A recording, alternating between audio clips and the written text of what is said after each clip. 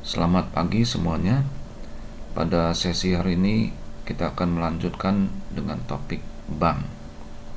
Mari kita lihat apa sih sebenarnya peranan bank. Nah, berdasarkan natur dari bank, maka bisa dibagi menjadi dua peranan besar dari perbankan, yaitu commercial banking dan investment banking. Dengan kata yang sederhana, commercial banking itu adalah peranan yang menyediakan simpan pinjam untuk para deposan maupun nasabah yang berhubungan dengan bank. Selain commercial banking, hal-hal lain yang bisa dilakukan oleh bank adalah investasi. Nah, yang disebut dengan investment banking. Jadi tujuannya, peranannya adalah untuk mendapatkan pendanaan baik dengan hutang ataupun ekuitas untuk perusahaan-perusahaan. Bisa memberikan advice dalam hal merger and acquisition, melakukan restrukturisasi, dan trading untuk perusahaan-perusahaan. Nah, kalau ada perusahaan yang tadinya kecil, membutuhkan modal, nah bisa mendapatkan pendanaan ya dari investment banking. Setelah perusahaan itu besar, mau melakukan initial public offering menjadi perusahaan umum, maka juga bisa mendapatkan pelayanan dari investment banking. Coba kita lihat sekarang struktur bank yang ada di dunia. Struktur perbankan yang ada di Amerika itu sangat berbeda dengan struktur perbankan yang ada di Indonesia. Di Amerika Serikat, strukturnya terdiri dari beberapa bank internasional besar, kemudian ada beberapa ratus bank regional, karena Amerika itu banyak negara bagiannya, dan juga ada beberapa ribu bank komunitas kecil. Sedangkan kalau di Indonesia, struktur perbankannya adalah bank lokal yang dulunya solid 5-10 tahun yang lalu sudah melakukan merger dengan bank-bank besar yang ada di luar negeri. Contoh yang bagus adalah Bank Niaga, itu salah satu bank yang solid di Indonesia, melakukan merger dengan Bank CIMB yang ada di Malaysia, yang kita kenal dengan Bank CIMB Niaga, salah satu bank yang terbaik di Indonesia. Dan bank itu seperti kita ketahui adalah salah satu sektor industri yang banyak regulasinya, ya, the most heavy regulated industry. Kenapa begitu? Tujuannya adalah untuk melindungi nasabah dari hal-hal yang tidak diinginkan yang dilakukan oleh bank terhadap nasabah. Nah, ini adalah sejarah dari regulasi perbankan yang ada di Amerika Serikat. Bisa kalian pelajarin dengan baik, terdapat di halaman 27 ya. Beberapa contohnya adalah McFadden Act, Douglas Amendment, Bank Holding Companies Act, Regal Nil Interstate Banking and Branching Efficiency Act. Ini adalah contoh sederhana dari neraca untuk suatu bank pada akhir tahun 2015. Itu bisa kita lihat di halaman 28 tabel 2.2. Nah, di sini kita bisa lihat bahwa aset dan kewajibannya itu kalau kita rubah, contohnya adalah kalau pada akhir tahun 2016, kalau kita rubah liabilitiesnya, equity capitalnya dari 5 menjadi 1, maka bank ini berubah menjadi bank yang lebih agresif. Itu akan berdampak juga kelihatan di income statementnya. Nah, ini income statementnya yang tadinya pre-tax operating income-nya 0,6 million US dollar. Dengan adanya perubahan ekuitasnya dari 1 menjadi 5, maka provision for loan losses-nya itu yang tadinya 0,8 bisa meningkat tajam menjadi 4, sehingga perusahaan ini akan mengalami kerugian. Nah, ini ya. Jadi what happened in year 2016 if it is the same as year 2015 except that provision for loan losses is 4 instead of 0.8. Nah, ini ya, seperti tadi sudah saya jelaskan bahwa equity capitalnya berubah menjadi 1 ya, tadinya 5 menjadi 1, dan banknya menjadi lebih agresif. Nah, untuk melindungi supaya bank itu tetap berada dalam tingkat resiko yang aman, maka regulator memberikan satu kewajiban ya. Jadi regulator set minimum levels for the capital a bank is required to keep.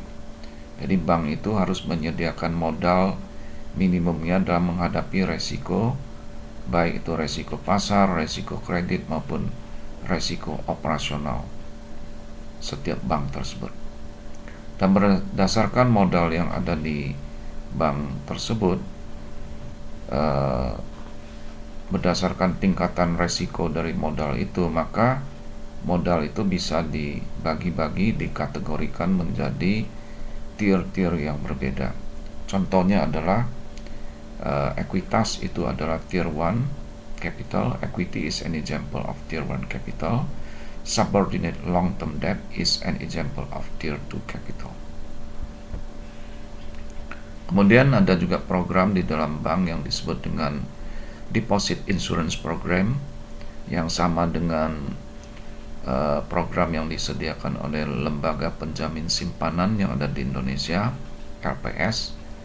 Tujuannya adalah untuk melindungi nasabah atau deposan jika terjadi hal-hal yang tidak diinginkan terhadap bank di mana tempat nasabah tersebut menyimpan uangnya. Jika banknya bangkrut, maka deposit insurance programs ataupun lembaga penjamin simpanan akan memberikan jaminan untuk mengembalikan uang sampai pada tingkat tertentu untuk nasabah bank tersebut. Nah, tadi sudah kita lihat peranan bank. Salah satunya yang penting adalah investment banking, yaitu untuk mendapatkan pendanaan untuk perusahaan-perusahaan. Metode untuk melakukan mendapatkan pendanaan, baik itu pendanaan hutang maupun ekuitas, itu bisa dilakukan dengan public offering ataupun private placement. Untuk public offering itu bisa dilakukan dengan 3 metode, yaitu best effort, firm commitment, ataupun Dutch auction. Nah, ini adalah contohnya, bisa dilihat di halaman 32. Sedangkan biasanya bank itu melakukan best effort untuk mendapatkan pendanaan bagi perusahaan-perusahaan karena risikonya itu lebih rendah untuk bank tersebut. Salah satu perusahaan yang berhasil, yang telah melakukan mendapatkan pendanaan ketika melakukan IPO dengan metode Dutch auction adalah perusahaan Google yang IPO pada tahun 2004. Nah, ini adalah contohnya.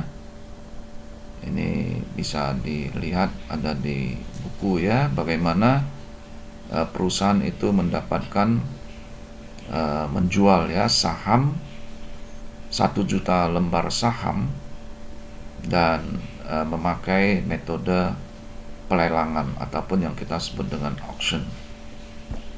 Nah, ini tadi seperti saya katakan, Google yang IPO pada tahun 2004 itu menggunakan metode Dutch auction. Ini adalah salah satu perusahaan yang berhasil di dunia, dan sekarang sahamnya udah meroket ya. Jadi kalau kita memiliki beberapa lembar aja, katakanlah 10 lembar saham Google yang kita beli pada saat IPO pendanaan waktu launching tahun 2004 sampai sekarang tahun 2020, harganya udah satu lembar menjadi jutaan rupiah, ratusan. Jadi keuntungannya itu luar biasa. Kemudian yang terakhir, bisa kita lihat bagaimana cara melakukan perdagangan sekuritas yang ada di dunia. Jadi kalau di Amerika, di Eropa, perdagangan sekuritas bisa dilakukan melalui dua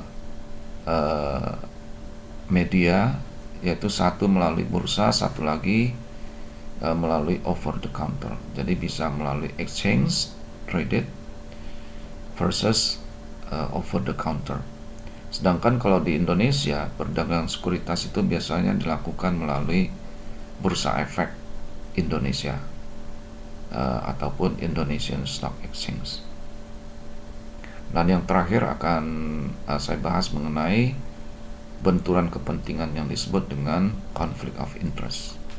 Nah, potential conflict of interest itu bisa terjadi karena ini ada perbedaan kepentingan antara prinsipal dengan agent.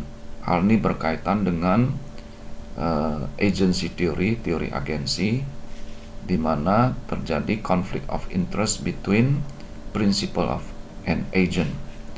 Jadi prinsipal itu biasanya tujuannya adalah untuk meningkatkan nilai perusahaan, sedangkan agent itu biasanya tujuannya adalah untuk kepentingannya sendiri, sehingga terjadi benturan kepentingan. Hal ini juga terjadi ketika kepentingan pembeli itu berbeda dengan kepentingan penjual. Mungkin penjual itu hanya mengejar target komisi, sedangkan pembeli itu tujuannya adalah untuk meningkatkan nilai atau harga daripada aset yang dibeli. Jadi karena ada perbedaan kepentingan, terjadi benturan kepentingan, sehingga harus ada upaya untuk menyelaraskan benturan kepentingan tersebut.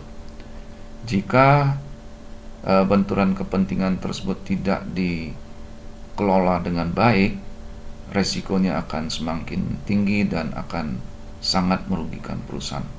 Contohnya adalah trader yang terkenal Nick Leeson yang ada di perusahaan Baring ya, itu mengakibatkan kebangkrutan daripada salah satu bank, perusahaan institusi keuangan yang terbesar di dunia.